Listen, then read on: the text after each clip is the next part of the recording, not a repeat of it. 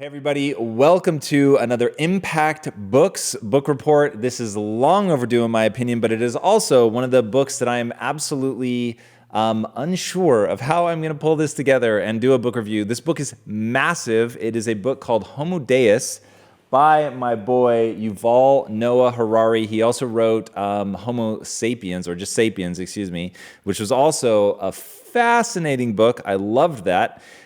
This is sort of picking up where that left off and asking the question and positing some answers of where are we going as the human species.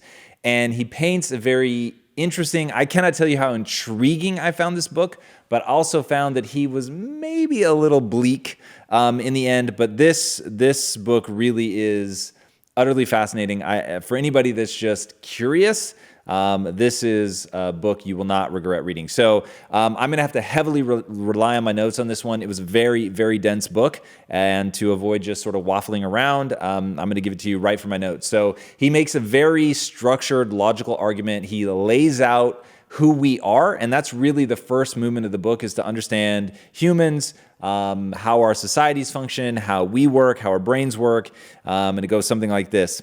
Basically that the humans have two imperative drives that they're always going to have, that are always going to be pushing them forward. One is searching for true immortality, and two is happiness. And those are two things that are so innate to who we are as human beings that we're never going to give up the search for either of those. So even if they both lay truly outside the grasp of what human beings are capable of, which many people think immortality is one of those things, I obviously do not, but that they are so hardwired into us to want them that we're always going to chase them. And there's huge business around it, so we're always gonna to want that. Now, remember, all of these arguments are going to seem a little bit random at first, but they add up to some of his conclusions, so it's important to go through.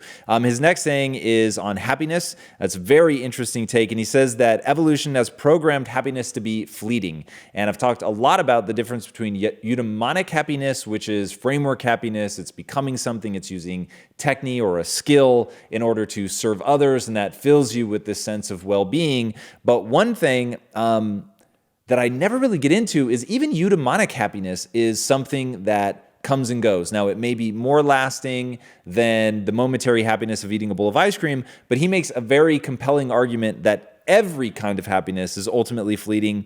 And the example that he gives is, he said, imagine that you ate one meal and you had an eternal feeling of bliss, and you never, were bothered to go eat again, and so you would eventually starve to death. You wouldn't pass on your genes. Or likewise, imagine if you had one orgasm and it left you with an eternal feeling of bliss, you would never seek to have another orgasm, which means that you wouldn't be spreading your genes.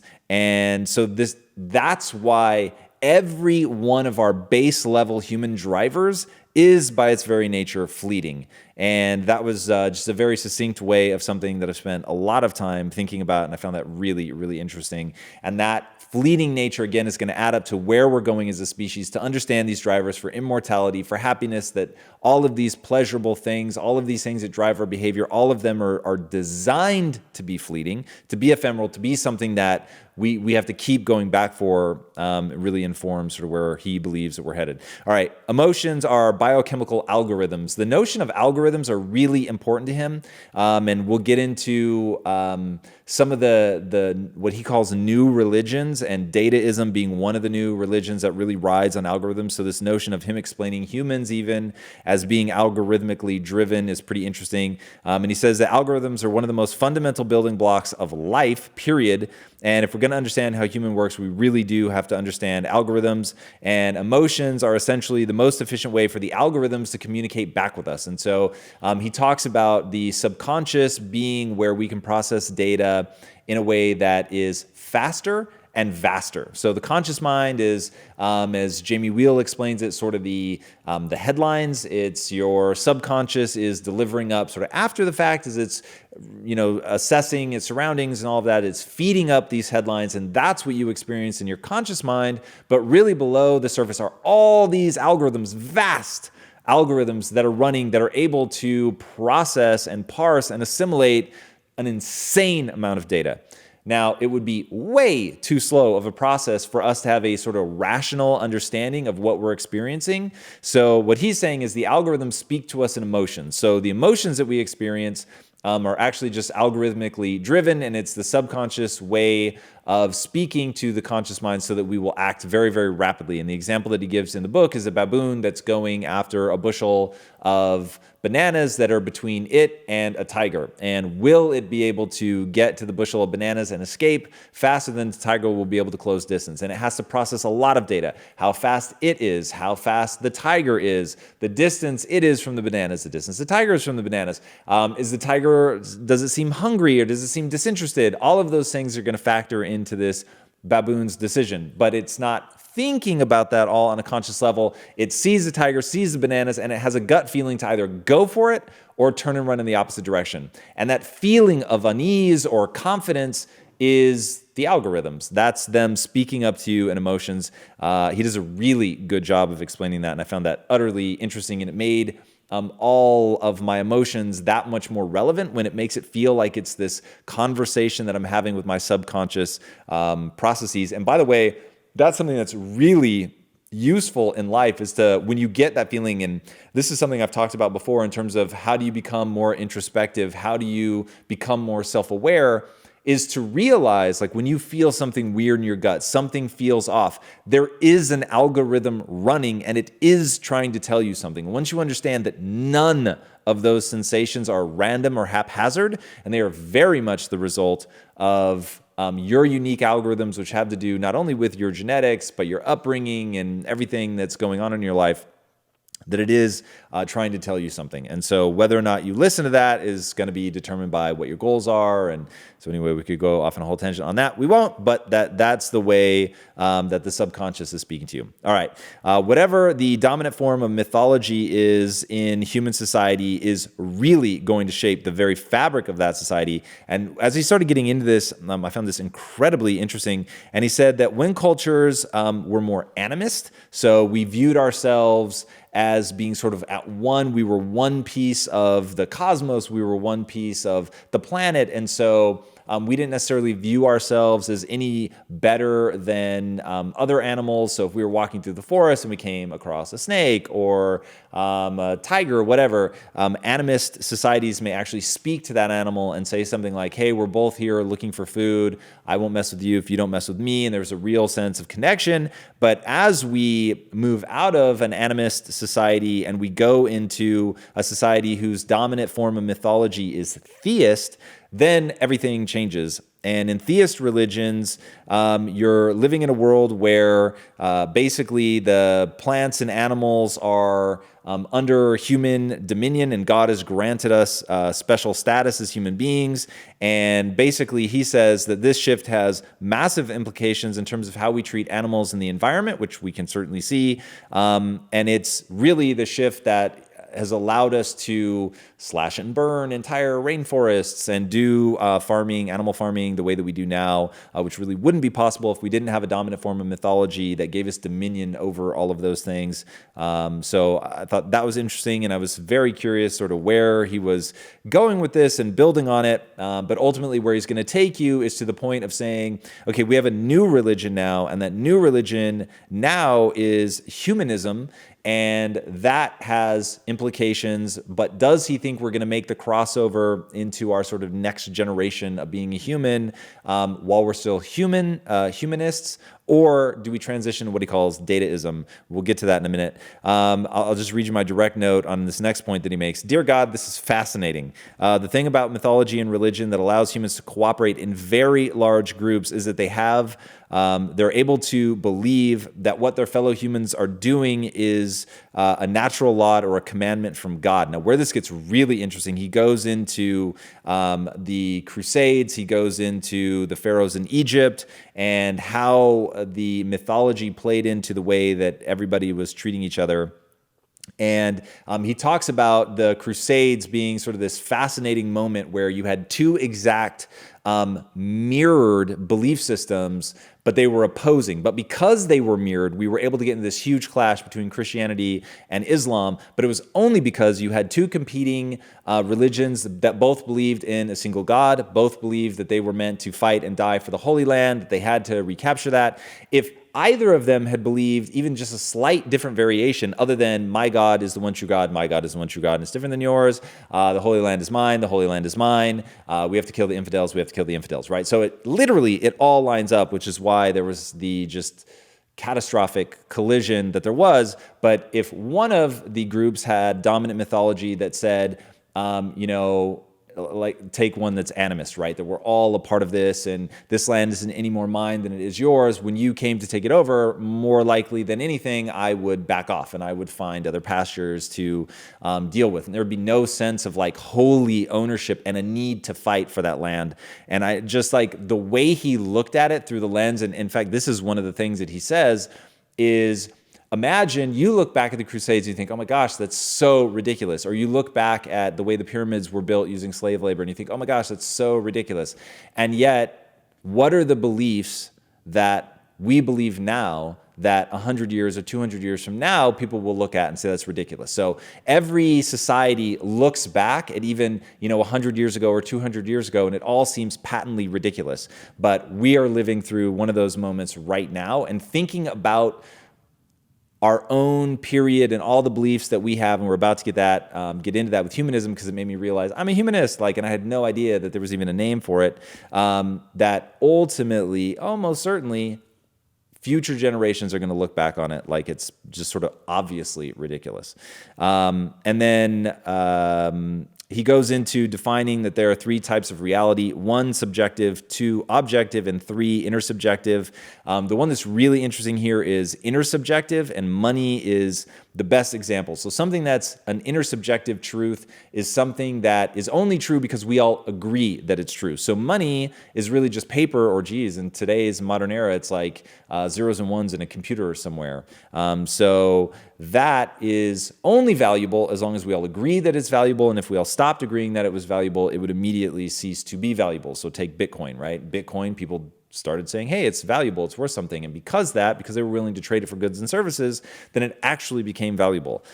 So that's really interesting. And the notion of, remember, these are all bricks that he's building to lead up to what's that next movement. So intersubjectivity becomes critically important as you begin to ask the question, which he basically is positing, that we're ultimately going to be taking over the programming of the human being, that will basically invade our own DNA, that we will make modifications, that it will be he doesn't quite say this, but basically the concept is it'll be as easily editable as text on a computer now. So we eventually get to the point where we can go in, edit our DNA. We're going to have to then make decisions about in what direction we edit it. And those decisions are going to be based entirely on the intersubjective things that we value. Even though they're not objectively valuable, we're going to shape the next generation of humanity in directions based on that intersubjective truth. So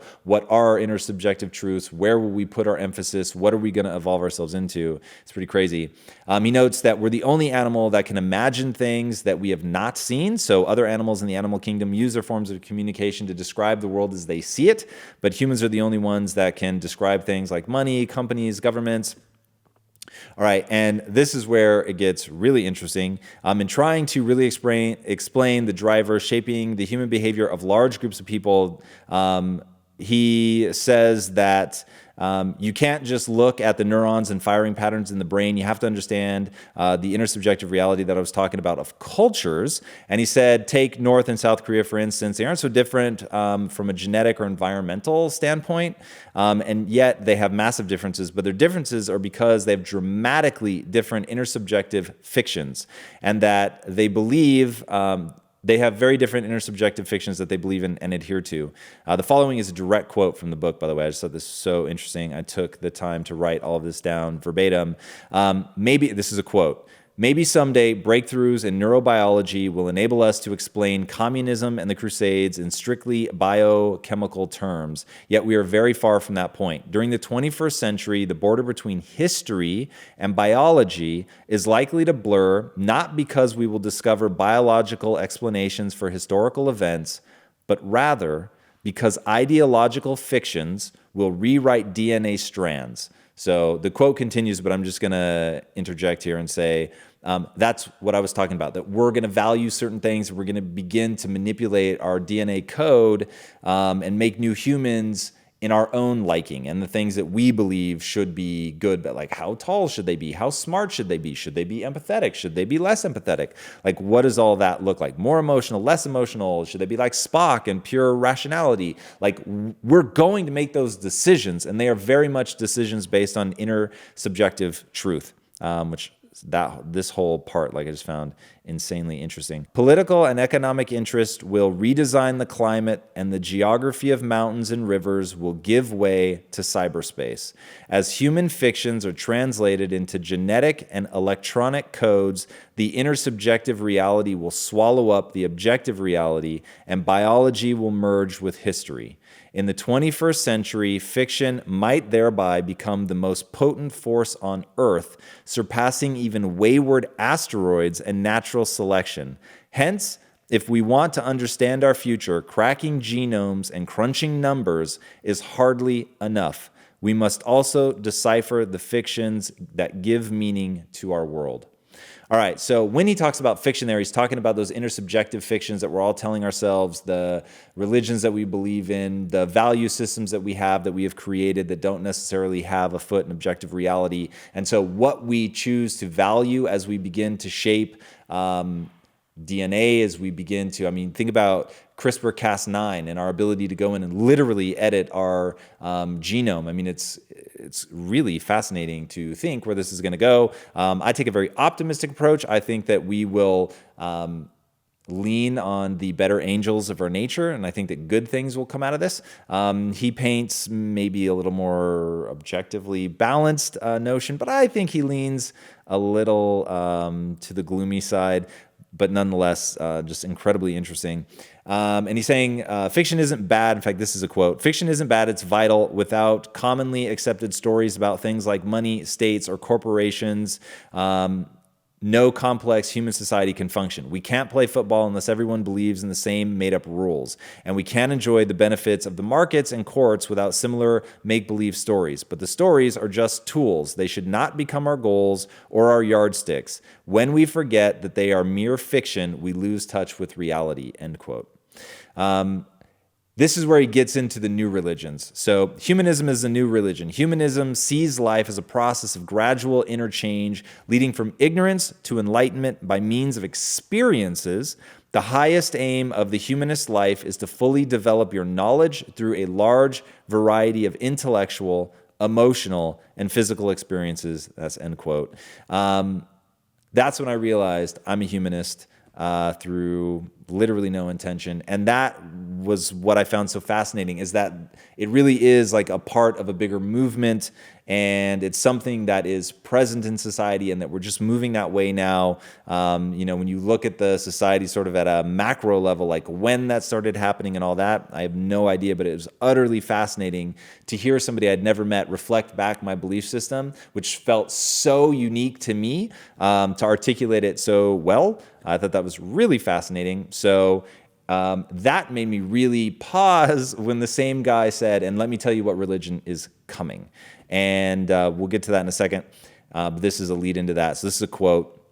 The main products of the 21st century will be bodies, brains, and minds, and the gap between those who know how to engineer bodies, brains, and those who do not will be far bigger than the gap between Dickens' Britain and the Mahdi's Sudan. Indeed, it will be bigger than the gap between Homo sapiens and Neanderthals.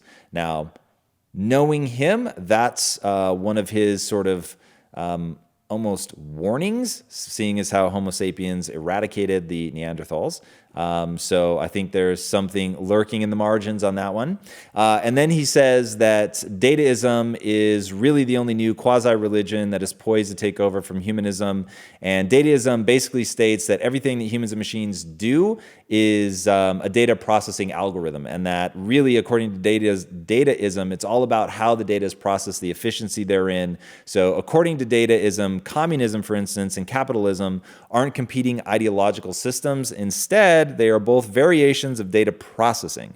And capitalism, which uses distributed processing, and communism uses centralized data processing. Capitalism has proven itself to be a much more efficient form of data processing. Anyone is able to join the system, at least in theory. And this is why communism fell, because just to like get bread to people is brutally difficult when every decision is centralized. So he posits that capitalism won because it's just a more efficient way of processing the data. The markets determine the prices, not some governmental agency. The markets determine who makes how much of what, not the governmental agencies. So it's all done locally, and it's constantly fluctuating, and the markets are making decisions in real time. And he says capitalism has proven itself to be a much more efficient form of data processing. And that's one of the reasons that capitalists prefer lower taxes, because as you raise taxes, the wealth pools in one area, the government, and the decisions of things become more and more centralized with the government. And that's why capitalism, which wants to maintain this sort of fierce distributed data processing, would push back against that.